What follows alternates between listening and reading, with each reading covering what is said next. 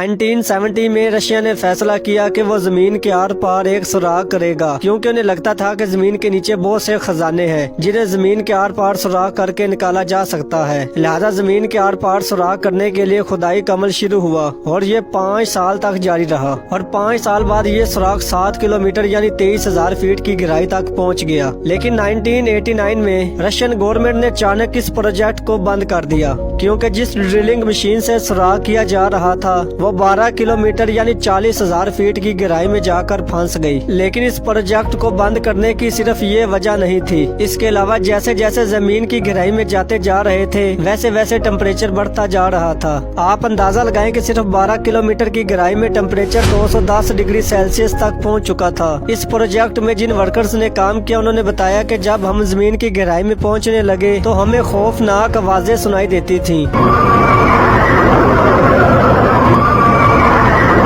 ये ऐसी खौफनाक आवाजें थी जो उन्होंने अपनी जिंदगी में कभी नहीं सुनी थी और इन आवाजों के अलावा जमीन के अंदर खामोशी कभी कभी बहुत ज्यादा फील होती थी, जिसकी वजह से उन्हें बहुत ज्यादा खौफ आता था। इन पुरअसरार चीजों के अलावा एक चीज ये भी थी कि जमीन में जिस रफ्तार से ड्रिलिंग की जा रही थी इस हिसाब से ये लोग 1140 साल में जमीन के सिर्फ आधे तक ही पहुँच पाते, तो सोचे जमीन के आर पार निकलने में कितना टाइम लगता। बहरहाल ये आज तक का जमीन पर इंसानों की तरफ से किया जाने वाला सबसे गहरा सुराग है, जिसे Kola super deep bore hole के नाम से जाना जाता है और इस प्रोजेक्ट को बंद करने के बाद इस सुराग को हमेशा के लिए बंद कर दिया गया। मजीद ऐसी वीडियोस के लिए हमारी YouTube चैनल को भी लाजमी से सब्सक्राइब करें। मिलते हैं अगली शानदार वीडियो में।